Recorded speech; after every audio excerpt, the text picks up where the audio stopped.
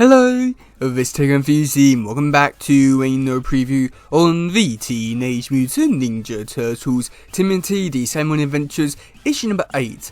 And this one, I'm not sure what to really make of it just yet, just because for this one we're dealing with Wingnut and Screwloose and also Mr. Og. Wingnut and Screwloose I know very little about. I've seen one appearance from them from the TV show and I thought it was okay, and I don't really... I think they're okay characters, but I don't really think too much of them. And I've never seen anything with Mr. Ogden, so I'm not too sure what to expect with this story, this issue and stuff like that. So it's going to be an interesting one, to say the very least. Okay, so first start off with Wingnut and Screwloose. They're captured April and they're talking to the Turtles, saying that basically how this time their plan, it's not going to fail, it's all foolproof and stuff like that, it's not going to go wrong, and it's better than raising an army of brainwashed kids, which, yeah, and... you know, it's an interesting page, I think it's okay. But then going into the next one, we do get to see the Turtles are there, and they're fighting Wingnut and Screwloose and all the robots which they created. And we do get to see Raphael, he's very annoyed by this, saying basically how he doesn't like how they're like in the middle of like a story. And yeah, I won't lie, it just feels a little bit weird that we're halfway through a story, but also at the same time, I do like how we are getting more characters and more story stuff like that, so I can't complain all too much, but I understand where Raphael's coming from, and I do agree with him quite a bit, and but yeah, either way, it's it's a fun scene and really works well with his character. So then going into the next scene, we do get to see Wingnut, Screwloose. He gets on this nose attached gun, which I'm just not too sure what to really make of it. It's just so this universe, I think that's the best way of describing it, and he starts shooting at everyone. And again, we do get to see Raphael.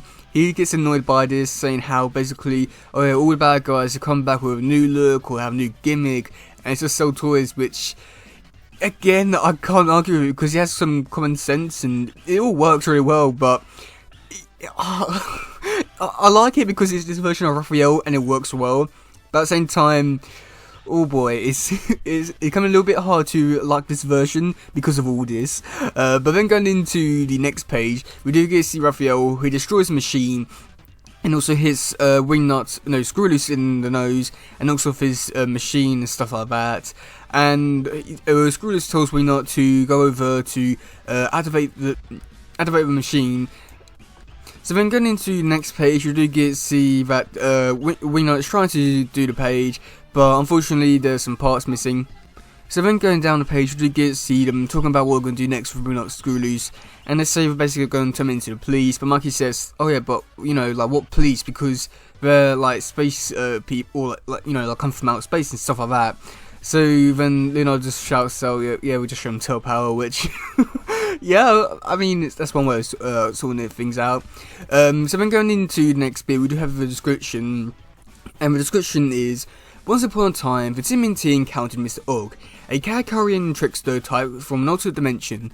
Now he's back and it's no more Mr. Nice Guy, as Og charges the Turtles with a crime that they're most definitely guilty of, and Raphael's most guilty of all. It's an extra dimensional of a meta kind, with some bonus extras to boot in the form of Wingnut and Screwloose. All in this issue of Simon Adventures. And yeah, I must admit, it just sounds like a really great and fun issue. And I think this will be my first introduction to Mr. Og, so I'm looking forward to that, and I hope that he's a good character. I hope so, but we'll find out, I'll say. So then for the covers, we do have cover A, which is done by Sarah Meyer, and they are doing the actual issue itself, and yeah, I love this cover so much. It really is playing into the fun elements of this series, with like even destroying the lettering with the title. I like how Donatello's messing up the issue, the number 8 bit out there. I love that. I also love the all the colours that are being used, especially like Raphael. I like how like the shading's been done on him. He looks great. Yeah, this issue, this cover just looks so great and amazing. And yeah, wow, I like this one so much. It says a lot about this issue, I would say. So yeah, so we do have cover B, which is done by Travis Helm. Now this one has so many different references in this one. We have the Turtles that look like the action figures from Playmates, which is just amazing. In the background we have the curtains that are actually real life products, which that's amazing.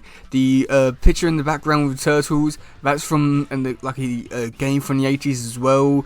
This is just amazing. Just so many fun references in here, which I'm pretty sure I'll be able to find a lot more. I mean, just looking at those clocks, I feel like they're probably a reference or something like that. And yeah, it's just so great and amazing. And it's just so, like, I can't even put into words, just because, like, seeing his art style from the last issue, and then seeing it for some other covers and stuff like that, it's just so amazing to see that this artist has so much range, and just wow, is it's just so great and amazing. I'd really like to see more from this artist. But then the most surprising one, which I think people are going to be really shocked by, is this one, which is the 110 variant. And this one's done by the Xavier brothers. And if you don't know who they are, they did the artwork for The Last Ronin. And to see them come on and do this one, it is just so weird to see them doing it here, because, you know, you're expecting something dark and serious and gritty, and yet we have this, and this is not what I expected. And I feel like this is something which I don't have a problem with, like most artists. And it's not to say that the artwork's bad, because the artwork looks really great and amazing and beautiful. However, they captured Raphael wrong, with him looking like serious and angry and stuff like that, when in this version he's clearly not. If you can, I mean, you can just tell by the comic alone that he's definitely not how he normally is. So I think that's the only disappointing thing about this cover. I just wish for, I don't know, I think that's the only thing which I wish they did improve, was like his facial expression. I think other than that, this issue or cover would look so great and amazing, and like really fit well for this version of the Turtles. I just wish that he had like more of a sarcastic look or something like that to really fit his toning characteristics of this version of Raph. I just feel like, you know, with him looking at this way, he just looks so off, and just looks like they just don't really know this version of the Turtles really well, despite them probably growing up with them. So I find that a little disappointing, but other than that, it's a really great cover. And even the colours themselves, they look beautiful as well. This all around is so great. Just wish I'd changed Raphael's face.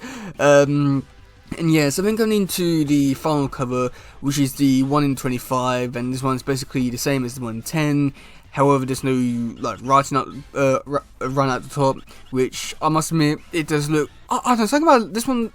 All the other covers which I have complained about for the 110 and 125s and all that kind of stuff, where they don't really change things up, this one feels the most different out of all of them. I don't know why. And I think it might have something to do with how they place the lettering at the top there with the title and stuff like that. There's something about it just feels like really off, and yeah, you can just see like the difference. Something about it just feels completely off, and I don't know why. But yeah, I mean I like this one because of like all the references, and it's just so great. But I think this cover is probably going to be my favourite one, just because of how creative Sarah Miles was able to get with all the writing or titling at the top and stuff like that, and the colours which they use. Yep, it was amazing, and I can't wait to see more from them. But yeah, let me know in the comment section below what you think about this issue. Are you looking forward to it? Are you not? And yeah, that's it for today, guys. If you've just done, please share, let's just grab another stuff. Goodbye, yo, bye.